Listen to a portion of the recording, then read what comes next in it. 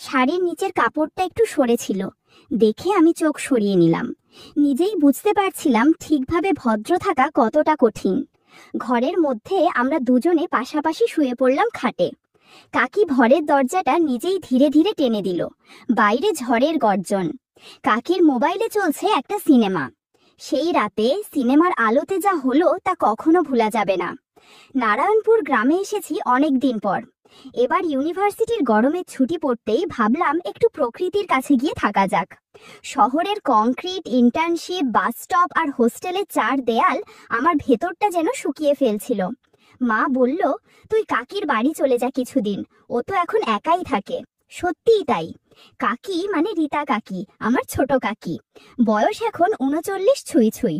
দেখতে এখনো এমন টান টান যে হালকা চোখে তাকালে বোঝার উপায় নেই উনি বিয়ের প্রায় ১৫ বছর পার করে ফেলেছেন। তবে একটাই দুঃখ, কাকি কাকার কোনো সন্তান হয়নি। আর কাকা মিলিটারিতে চাকরি করে, বেশিরভাগ সময় বাইরে। এই যেমন এখন কাশ্মীরে পোস্টেড। আমি দুপুরবেলা চলে গেলাম কাকির বাড়িতে। দরজাটা হালকা খোলা ছিল। কাকি কাকি করে ডাক দিলাম কয়েকবার, কোনো সাড়া নেই। ভিতরে ঢুকে দেখি ঘর নিস্তব্ধ, তবে বিছানায় কাকির আঁচলের কোণা আর একটা পেটিকোট পরে আছে। ব্যাগটা নামিয়ে জামা বদলাতে যাব, এমন সময় পিছন থেকে এক গলা শোনা গেল, এই বাবু তুই? আমি ঘুরে তাকাতেই চোখ যেন আটকে গেল। আমার শরীর কেমন জানি জমে এলো। দাঁড়িয়ে আছেন রীতা কাকি। মাথা ভেজা চুল থেকে জল টপ টপ করছে। মনে হচ্ছিল নদীর জল যেন চুলে খেলা করছে। একটা লাল গামছা গায়ে জড়িয়ে দাঁড়িয়ে আছেন, সাদা মাটা অথচ চোখে পড়ার মতো।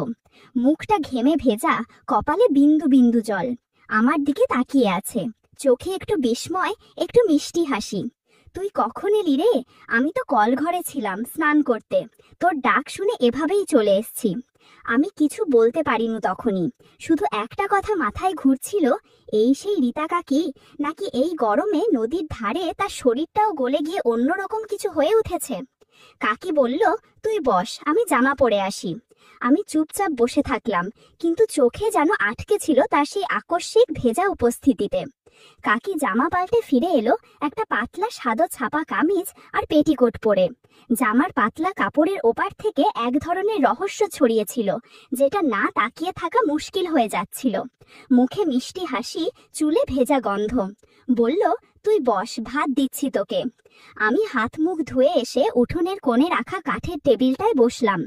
কাকি চালের ভাত, ডাল, আলু ভাজা আর একটু কাঁচা মরিচ দিয়ে পিরিচ সাজিয়ে বসিয়ে দিল। আমি খেতে খেতে তাকালাম। কাকিও পাশে বসলো নিজের প্লেট নিয়ে। টেবিলটা ছোট, এক হাত বাড়ালেই ওর কাঁধে ছুঁয়ে যায়। খেতে খেতে দেখি ও মাঝে মাঝে চুল ঠিক করছে। জামার ফাঁকে আলোর ছায়ায় ওর ত্বকের কোমল রেখাগুলো এক ধরনের নরম দীপ্তি ছড়াচ্ছিল। আমি মুখ নামিয়ে খেতে থাকলাম, কিন্তু অনুভব করলাম ও আমার দৃষ্টি টের পাচ্ছে। একবার চোখে চোখ পড়ে গেল আমাদের। কাকি মিটি মিটি হেসে বলল, তোর চোখে কেমন যেন গভীরতা এসেছে রে। আগে এত মনোযোগ দিয়ে তাকাতিস না, এখন কেমন যেন চুপচাপ খেয়ে খেয়ে তাকাস। আমি একটু হেসে বললাম, শহরে থেকে মানুষ বদলে যায় কাকি। ও বলল, শহর কি শেখায় তোদের কে জানে, আমার তো ভয় করে মাঝে মাঝে। আমি থেমে গেলাম। তারপর আমরা আর কিছু বললাম না, শুধু খেতে খেতে মাঝে মাঝে চামচের আওয়াজ, হাওয়ার ঝাপটা আর একটা চাপা উত্তাপ যা ধীরে ধীরে রক্ত সরিয়ে যাচ্ছিল।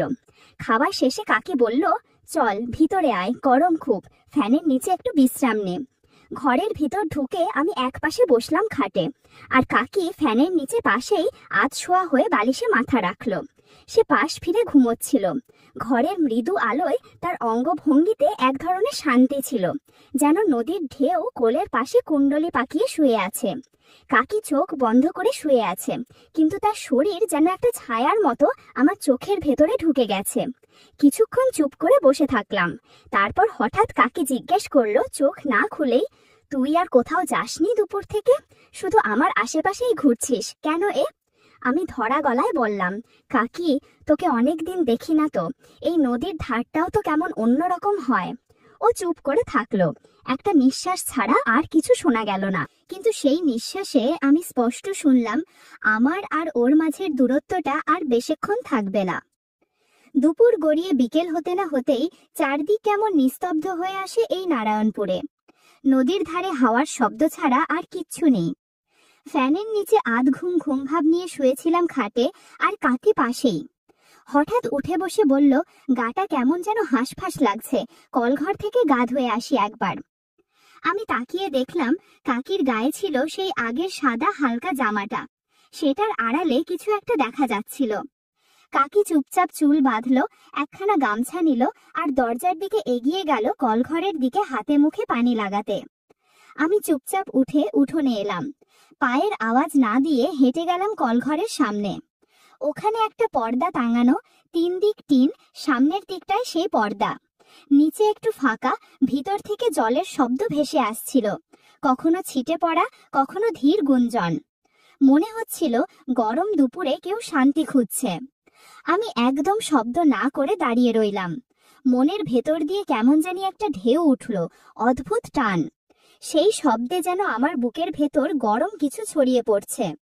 ভিতর থেকে শোনা যাচ্ছিল এক ধরনের নরম আওয়াজ, কখনো গামছা ঝাঁকায়, কখনো জল ঝরে পড়ে, শব্দগুলো যেন মন ছুঁয়ে যায়। পর্দার নিচ দিয়ে অল্প অল্প দেখা যায় কাকির পায়ের পাতায় জল গড়িয়ে পড়ছে, পায়ের আঙুলে লেগে মাটি ভিজে যাচ্ছে। এক সময় গা মুছতে গিয়ে সে হালকা গুনগুন করছে, মৃদু সুর ভেসে এলো, যেন গলায় একটা গোপন নদী বয়ে চলেছে, যার শব্দে অকারণ একটা শিহরণ ছড়িয়ে পড়ে। তবে সেদিন হঠাৎ একটা মুহূর্তে কাকি বুঝে গেল কেউ দাঁড়িয়ে আছে সামনে। ভেতর থেকে বলল, কে ওখানে? বাবু, তুই? আমি কেঁপে উঠে বললাম, না না কাকি, আমি আসলে ভাবছিলাম একটু নদীর দিকে যাব। কাকি কিছুক্ষণ চুপ করে থাকলো, তারপর দরজার ওপাশ থেকে শান্ত স্বরে বলল, তুই গেলে সাবধানে যাস, আর নদীর ধারেও বেশি সময় থাস না, এখন জল বাড়ছে। ওর গলায় না রাগ ছিল, না লজ্জা, বরং যেন একটা বুঝে নেওয়া একরকম নরম গ্রহণ। আমি ধীরে ধীরে সরে গেলাম, কিন্তু মনে হচ্ছিল সেই পর্দার ওপাশ থেকে একটা চোখ এখনো তাকিয়ে আছে আমার দিকে। কাকি আরো বলল, আমি একটু মন্দিরে যাব, আমি চলে এলে তো এলামই, আর না এলে তুই এই চাবিটা দিয়ে তালা খুলিস। এই বলে কাকি বেরিয়ে গেল। আমি নদীর ধারে হাঁটতে লাগলাম। কিছুক্ষণ হেঁটে বাড়ি ফিরছি। হাঁটতে হাঁটতে হঠাৎ একটা পুরনো খেজুর গাছের পাশে দাঁড়িয়ে পড়লাম। সেখানে দুটো লোক দাঁড়িয়েছিল, সম্ভবত মাঝবয়সী গ্রামের মিস্ত্রি বা ক্ষেতমজুর গোছের। আমি তাদের চোখে পড়িনি, কারণ আমি গাছের পেছনেই ছিলাম। ওরা ছিল সিগারেট টানতে টানতে গল্পে মশগুল। একজন বলল, কিরে, তোর ওই রীতা কাকি না কি যেন বলিস, তার মতো সুন্দর মহিলা এই পাড়ায় দ্বিতীয় নাই। আরেকজন একটু হেসে ফিসফিসিয়ে বলল, গতবার যেদিন কলঘরে গেছিল, আমি কলা গাছের আড়াল থেকে দেখছিলাম, বেশ পছন্দ হয়েছিল। তাদের কথায় আমি চুপচাপ দাঁড়িয়েছিলাম, হাতের তালু ঘামে ভিজে যাচ্ছিল। বুকের ভেতরে কেমন জানি একটা রাগ, একটা অদ্ভুত গর্ব, আর এক অদ্ভুত লজ্জা জেগে উঠেছিল। শুধু আমি না, ওকে এমন চোখে দেখে সবাই? এই প্রশ্নটা যেন মাথার মধ্যে বাজতে লাগলো। তাদের কথায় আমি বুঝে গেলাম, রীতা কাকি শুধু আমার কাছে না, পুরো গ্রামের চোখেও একটা আকাঙ্ক্ষার, একটা নীরব ইচ্ছা। ওদের চোখে কাকির শৈল্পিক চালচলন যেন একটা উৎসব। আমি আর দাঁড়ালাম না, চুপচাপ হেঁটে বাড়ির দিকে ফিরলাম। উঠোনে এসে দেখি কাকি বসে আছে, চুল খোলা, নারকেল তেল হাতে নিয়ে আস্তে আস্তে আঙুল দিয়ে মাথায় ঘষছে। সামনে রাখা একটা আয়না আর পাশে রাখা ধূপকাঠি থেকে হালকা গন্ধ আসছে। কাকি হঠাৎ বলল, তুই এসেছিস? নদীর ধারে ভালো লাগলো? আমি বললাম, ভালোই, তবে কেউ কেউ তো শুধু নদী দেখে না, তোর কথাও বলে। ওর মুখে একটুও বিস্ময় এলো না, শুধু আয়নায় চোখ রেখে হালকা হাসলো। তারা চুপে চুপে অনেক কিছু দেখে আর বলে, আমি শুনি রে মাঝে মাঝে। আমি বললাম, তুই কিছু বলিস না? ও একটুও না ঘাবড়ে বলল, বলার কি আছে, শরীর আছে তো, মানুষ দেখবেই, বোঝার লোক যদি পাশে থাকে তবেই ঠিক হয়। আমার দিকে তাকিয়ে হালকা একটা মাথা নেড়ে বলল, তুই কিসের মধ্যে পড়েছিস বাবু, বুঝতে পারছি। আমার মুখে তখন আর কোনো কথা এলো না, শুধু মনে হচ্ছিল এই নারী কেবল আমার চোখে আর আমার কল্পনায় সীমাবদ্ধ না, সে তো আসলে গল্প হয়ে গেছে। রাত নেমে এসেছে, চারদিকে কেবল ঝিঝি পোকার শব্দ আর মাঝে মাঝে নদীর দিক থেকে আসা শোঁ বাতাস। ঘরটা অন্ধকার, কারণ হঠাৎই বিদ্যুৎ চলে গেছে। আমি কাকির বাড়ির পেছনের বারান্দায় বসেছিলাম।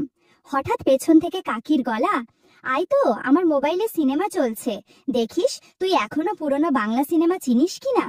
আমি হাসলাম, বললাম, তুই যে সিনেমা দেখিস ওগুলো এখন কেউ দেখে না। তাহলে আয় শুয়ে দেখাই তোরে, কাকি বলল। ঘরের মধ্যে আমরা দুজনে পাশাপাশি শুয়ে পড়লাম খাটে। কাকির মোবাইলে চলছে একটা পুরনো প্রেমের ছবি, নায়ক নায়িকার মাঝে বৃষ্টির ভেজা দৃশ্য। কাকি আধশোয়া হয়ে মাথার নিচে বালিশ রেখে, আর আমি তার পাশে ঠিক তেমন ভাবেই। মাঝে একটা বালিশ থাকলেও পাশে শুয়ে থাকার অনুভূতিটা আলাদা ছিল। কাকির চুলে তখনও নারকেল তেলের হালকা গন্ধ ছিল, আর শ্বাসের শব্দটা পাশ থেকে স্পষ্ট শোনা যাচ্ছিল। মাঝে মাঝে ফোনের আলো ওর মুখে পড়ছিল, চোখের নিচে হালকা ছায়া, ঠোঁটের কিনারা টেনে রাখা চাপা হাসি। আমি তাকাতেই কাকি হেসে বলল, তুই তো সিনেমার চেয়ে আমার দিকেই বেশি মন দিচ্ছিস। আমি একটু থেমে বললাম, সিনেমা নতুন লাগে না, কিন্তু তুই জানিস কাকি, তুই আগের চেয়েও অন্যরকম হয়ে গেছিস। কাকি হালকা করে মাথা ঝাঁকালো, বলল, তুই বড় হয়ে গেছিস, আগে এসব বলতি না, এখন চোখে কথাও বেশি বলিস। আমি বললাম, তুই ভয় পাও না? ভয় কেন? কাকি বলল, কারণ আমি তো এখন আর আগের মতো ছোটটি নেই রে, অনেক কিছু বুঝি এখন। এই কথা বলার পর ঘরে একটা নিঃশব্দ বয়ে গেল। কাকির মুখে চুপচাপটা নেমে এলো, কিন্তু মুখ ঘোরাল না। ফ্যান বন্ধ, আলো নেই, শুধু ফোনের স্ক্রিন জ্বলছে। এক সময় কাকি আসতে বলল, তুই কি জানিস, শরীর আর সম্পর্ক এ দুটো সবসময় একসাথে চলে না। কিছু কিছু অনুভব শুধু চুপ করে ভাগাভাগি করে নিতে হয়, কোনো নাম না দিয়ে। আমি ওর দিকে আরেকটু এগিয়ে এলাম। বালিশটা মাঝে থাকলেও দূরত্বটা কেমন জানি কম মনে হচ্ছিল। আমার গা ঘেমে যাচ্ছিল, কিন্তু ঠান্ডা একটা শিহরণ ছড়িয়ে পড়ছিল। সেই রাতে সিনেমার আলোতে, কাকির গায়ের গন্ধে আর সেই চুপচাপ শ্বাসের আওয়াজে আমি বুঝলাম আমরা একই বিছানায়, এক অনুভব। সকালের রোদ উঠোনে নেমে এসেছে। ঘরটা নিস্তব্ধ, শুধু মাঝে মাঝে পাশের বাড়ির রেডিও থেকে ভেসে আসে পুরনো গানের সুর। বারান্দায় বসে কাকি চুল আছড়াচ্ছিল শান্ত ভঙ্গিতে। পরনে একটা পাতলা সুতির শাড়ি, রোদের আলোয় চেহারাটা একদম শান্ত লাগছিল। আমি তখন একটা হাফ প্যান্ট পরে কাকির পাশেই বসেছিলাম। ও হঠাৎ বলল, এই শোন, পায়ের নখগুলো কেমন শুকনো হয়ে গেছে, আগেরবার কাকা এসে লাগিয়ে দিয়েছিল, তুই যদি একটু লাগিয়ে দিস। আমি চমকে উঠলাম, আমি আমি পারবো? কাকি একটু হাসলো, বলল, পারবি, কেউ প্রথমে পারেই না, আস্তে করিস আর মন দিয়ে করলেই সব ঠিক হয়। ও পায়ের দিকে একটু কাত হয়ে বসে পড়ল, একটা ছোট স্টুলে পা রাখলো, ওর পায়ের পাতা ঠিক আমার মুখের সামনে। পাতলা পায়ের গায়ের রঙে রোদের আলো লেগে চকচক করছিল। আমি নেল পলিশের বোতল খুললাম, লালচে একটা রং। ও বলল, দেখিস গায়ে যেন ছড়িয়ে না পড়ে, খুব আস্তে, তুলির মাথাটা বাঁকা করে ধর। আমি তুলি দিয়ে শুরু করতেই কাকি একটু চুপ করে গেল। আমি জিজ্ঞাসা করলাম, ব্যথা পেলি? ও আস্তে বলল, না, তবে একটু ঠান্ডা ঠান্ডা লাগছে, যেমন হাওয়ায় গা শিরশির করে তেমন। আমি একে একে সব আঙুলে তুলি চালালাম। আমি খুব মন দিয়ে করছিলাম, যেন সুন্দর করে হয়। ওর পায়ের নখগুলো খুব যত্নে রাখা। আমি লাগাতে লাগাতে দেখলাম একটু শিরশির ভাব করছে। শাড়িটা একটু এলোমেলো হয়েছিল, ও যেভাবে বসেছিল তাতে হাঁটুটা উঠে এসেছিল একটু। আমি আরেক পায়ে শুরু করলাম। এবার একটু সাহস করে বললাম, তুই কি সবসময় এমন করে বসে থাকিস, না আমার জন্য আজ একটু বেশি খোলামেলা? ও একবার চোখ তুলে তাকালো আমার দিকে, একটু সময় চুপ করে রইল, তারপর বলল, তুই এখন অনেক কিছুই দেখতে শিখে গেছিস না? আমি শুধু বললাম, কাকি, রোদে তোকে দেখলে চোখ আটকে যায় বুঝলি। কাকি আর কিছু বলল না, শুধু চুপচাপ বসে থাকলো। আমি শেষ করে বললাম, হয়ে গেল, দেখ কেমন লাগছে। ও একবার নিজের পায়ের দিকে তাকিয়ে বলল, কাকার থেকেও তুই বেশ ভালোভাবে লাগিয়েছিস, সুন্দর লাগছে রংটা। আমি তখন ওর দিকে এক দৃষ্টিতে তাকিয়ে আছি। ও আমার দৃষ্টিকে এড়িয়ে না গিয়ে বলল, সব সময় শুধু রং না রে, যত্নের পেছনে মানুষটাও থাকে। সকাল 10টার একটু পর কাকি বলল, শোন, তুই যেহেতু নেল পালিশ এত যত্ন করে দিলি, পা নিয়ে ভাবি এখন। কদিন ধরে গোড়ালিতে ব্যথা, ডাক্তার দেখাতে যাব, তুই যাবি আমার সঙ্গে? আমি চট করে বললাম, অবশ্যই যাব, কিন্তু শাড়ি পরে যাবি? আর কি পরব, গামছা জড়িয়ে যাব নাকি? বলে হেসে ওর আলনা থেকে পাতলা একটা হালকা সবুজ শাড়ি নামালো। আমি ঘোরের মধ্যে তাকিয়ে রইলাম। শাড়িটা এমন ভাবে জড়ানো ছিল, দেখতে খুব গোছানো লাগছিল। আমরা রিক্সা করে বাজারের দিকে গেলাম। রাস্তায় লোকজন, রোদের উত্তাপ আর রিক্সায় ঝাঁকুনি হচ্ছিল। আমরা খুব কাছে বসেছিলাম, তাই মাঝে মাঝে লাগছিল একে অপরের গায়ে। আমি কিছু বলতাম না, কাকিও কিছু বলতো না, কিন্তু ওর চোখের কোণায় টুকটাক হাসি ফুটে উঠছিল। ডাক্তারের চেম্বারটা ছোট, ভেতরে কেবল একটা কাঠের বেঞ্চ, একটা ফ্যান ঘুরছে আর একটা পর্দা টাঙানো কাঠের টেবিল। কাকি আমার হাত চেপে বলল, বস, ডাক্তার এসে যাবে। আমি আর কাকি পাশাপাশি বসে আছি, ওর হাঁটু আমার হাঁটু ছুঁয়ে আছে। পাশেই বসেছিলাম, ওর চুল আর শরীরের গন্ধে মনটা ভারী হয়ে উঠছিল। এক সময় ডাক্তার ডাকলেন। কাকি বলল, তুই আমার সঙ্গেই আয়। আমি বললাম, আমি যাব? কাকি একটু চোখ পাকিয়ে বলল, কাউকে কিছু করতে দিস না তো তুই? চেম্বারের ভিতরে ঢুকে কাকি পা মেলে দেখালো, বলল, এই গোড়ালির নিচে ব্যথা, কখনো কখনো ফুলে যায়। ডাক্তার ওর পায়ের দিকে হাত দিল। আমি চুপ করে তাকিয়ে রইলাম। তখনই কাকি হঠাৎ বলল, ওই যে ও বসে আছে, ও আমার পায়ে নেল পালিশ লাগিয়ে দিয়েছে আজ সকালে, একদম কাকার মতো যত্ন করে লাগায়। ডাক্তার একবার আমার দিকে তাকালো, হাসলো, আর আমার মুখ কেমন লাল হয়ে উঠল। কাকি তখন ওর আঁচল দিয়ে ঘাড় মুছছিল। ঘাড়ের নিচের দিকে শাড়ি একটু সরে গিয়েছিল। ওর পিঠ আর ঘামের চিকচিক ভাব সবকিছু এমন ভাবে আমার চোখে ঢুকছিল যেন জুড়িয়ে গেছে। ফিরতি রাস্তায় কাকি চুপ ছিল কিছুক্ষণ, তারপর বলল, আজ তোর চোখে আমি কি দেখলাম বলতো? ডাক্তার খেয়াল করেছিল, কিন্তু তুই না, সব জেনে বুঝে চুপ করে থাকিস কেন রে? আমি বললাম, সব জেনে বুঝেও সব বলা যায় না কাকি। কাকি একটু ঘাড় ঘুরিয়ে বলল, তুই না বললেও তোর চোখ বলে দেয়, আজও বলেছে। সকালের দিকে কাকি বলল, আজ বিকালে আমার মামাতো বোন আর ওর বর আসবে, খাবে থাকবে, তুই বাইরে ঘুরে আয়, আমি রান্না সামলাই। আমি হেসে বললাম, তুই একা পারবি? থাক, আজ রান্নাঘরে আমি তোকে হেল্প করব। ও চমকে তাকালো, সত্যি বলছিস? আমি হেসে বললাম, তোর পাশে দাঁড়ানোই তো আমার কাজ। রান্নাঘরে ঢুকেই গরমে আমার কপাল ভিজে গেল। কাকি হাঁড়িতে ভাত বসিয়েছে, চুলার সামনে দাঁড়িয়ে তার গায়ের পাশ দিয়ে ঘাম ঝরছে, আঁচলের কোণা দিয়ে মাঝে মাঝে মুছছে।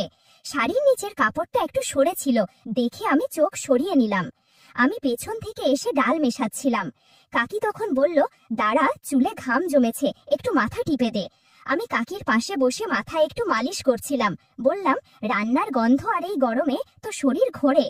ও একটু সরে গিয়ে বলল, চুপ কর, আজ অতিথি আসছে, আজ আমি আর তুই ভদ্র থাকবো, বুঝলি?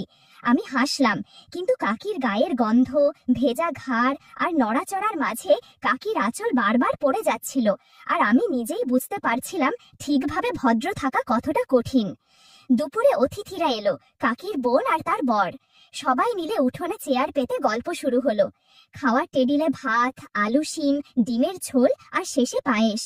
আমি টেবিলে কাকির পাশে বসেছিলাম। ও ধীরে ধীরে হাত বাড়িয়ে আমার থালায় ভাত তুলে দিল। ওর আঙুল যখন আমার হাত ছুঁয়ে গেল, আমি চুপ করে তাকালাম। ও বুঝে ফেললো, কিন্তু মুখে কিছু বলল না। মাঝে মাঝে ওর দিদি বলছিল, রিতা, তুই তো এই ছেলেটাকে ভরে রাখিস, এমন করে যত্ন করছিস যেন নিজের ছেলের থেকেও বেশি। কাকি তখন শুধু হেসে বলল, যার ভালো লাগলে তো মানুষ আপন থেকেই যত্ন করে নেয়। আমি বুঝে গেলাম ও কথাটা কার উদ্দেশ্যে বলেছে। রাতের দিকে সবাই গল্পে মত্ত, কিন্তু আমি আর কাকি রান্নাঘরে থালা বাসন গুছাচ্ছি। হঠাৎ গ্লাসে আঙুল লেগে কেটে গেল একটু। আমি বললাম, দাঁড়া, তোর হাত ধর। ও বলল, তুই একটু বেশি ভাবিস, ব্যথা কিছু হয়নি। আমি ওর আঙুল চেপে ধরে রুমালে পেঁচালাম। একদম কাছে এসে বললাম, যার ব্যথা গায়ে লাগে না তার চোখে পানি আসে কেন বলতো? ও আমার দিকে তাকিয়ে রইল কিছুক্ষণ, তারপর একদম নিচু গলায় বলল, তুই থাকলে আমার সব ব্যথা বড় মিষ্টি লাগে। রাত প্রায় 12টা। অতিথিরা খেয়ে উঠে যে যার ঘরে গিয়ে ঘুমিয়ে পড়েছে। বাড়ির চারপাশে নিস্তব্ধতা, শুধু দূর থেকে ঝড়ের গর্জন শোনা যাচ্ছে। তারপর আচমকা বৃষ্টি নামলো। বাতাসে জানালার পর্দা উড়ছিল। ছাদের টিনে বৃষ্টির শব্দ যেন একঘেয়ে ছন্দ হয়ে উঠেছে। আমি বিছানায় শুয়ে আছি, কিন্তু ঘুম আসছে না। মনের ভেতর অদ্ভুত এক আলোড়ন। হঠাৎ দেখলাম কাকির ঘরের বাতি এখনো জ্বলছে। দরজা ফাঁক দিয়ে হালকা আলো বাইরে পড়ছে। পায়ের শব্দ না করে আমি ওর ঘরের সামনে এলাম। ভেতরে কেউ যেন ধীরে ধীরে হাঁটছে। আচমকা জানালা খুলে গেল এক ঝটকায়। বাতাসে কাকির শাড়ি একটু এদিক ওদিক হয়ে যাচ্ছিল। সে জানালার পর্দা ঠিক করতে করতে বলল, কে? আমি আস্তে করে বললাম, আমি, ঘুম আসছে না, এই বৃষ্টিতে কেমন যেন লাগছে। কাকি একটু চুপ করে তাকিয়ে রইল, তারপর হালকা করে বলল, ভেতরে আয়, জানালাটা ঠিক করে দে। আমি ভেতরে গেলাম, জানালাটা বন্ধ করে কাকির দিকে তাকালাম। ও বসে আছে, বালিশে হেলান দিয়ে, কাঁধে এক টুকরো চাদর চাপা দেওয়া, চোখে ক্লান্তি কিন্তু মুখে অদ্ভুত এক প্রশান্তি। আমি নিচু গলায় বললাম, তুই তো আজকাল খুব চুপ করে থাকিস। ও ধীরে বলল, সব কথা মুখে বলা যায় না রে, কিছু অনুভব শুধু বোঝাতে হয় চোখে চোখ রেখে। আমি কাছে এগিয়ে গিয়ে চুপ করে ওর পাশে বসে গেলাম। আমি কাকির হাত ধরলাম আলতো করে। ও কিছু বলল না, পাশে বসে রইলাম একদম চুপচাপ। ও চমকালো না, বরং একটু চোখ বন্ধ করলো। হঠাৎ বলল, তোকে একটা কথা বলি। আমি মাথা নেড়ে বললাম, বল। তোকে যখন প্রথম দেখেছিলাম, এইবার জানিস তুই অনেক বড় হয়ে গেছিস, আগের মতো তুই ছোট নেই। আর আমিও জানি না কেন তোর সামনে নিজেকে অন্যরকম লাগছিল। আমি ধীরে বললাম, তুই শুধু কাকি নোস, এখন তুই আমার সেই শূন্য জায়গাটা এসে দাঁড়িয়েছিস যেখানে কেউ ছিল না। ওর চোখে পানি জমে উঠল, অথচ মুখে একটা শান্ত হাসি। বলল, কাকা এলেও আমার এই দিকটা কেউ বুঝতে পারেনি কোনোদিন, যেটা তুই বুঝে গেছিস।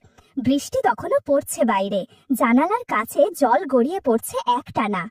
ঘরের বাতাসে রান্না আর নারকেল তেলের হালকা গন্ধ ছড়িয়ে আছে, চারদিকে একরকম শান্তি। কাকি আমার কাঁধে মাথা রাখলো, আর আমি ওর মাথার চুলে হাত বুলাতে লাগলাম। তুই কবে ফিরবি? ও ফিসফিস করে জিজ্ঞাসা করলো। যখনই তুই বলবি আমি থাকবো। আমি বললাম, থাকিস তো পাশে, আজ মন খারাপ লাগছে কেমন। আমি তখন আর কোনো কথা বলিনি। ওর ঘরের দরজাটা ও নিজেই ধীরে ধীরে টেনে দিল। বাইরে ঝড়ের গর্জন তখন আমাদের দুজনের নিঃশব্দতাকে আড়াল করে নিচ্ছিল।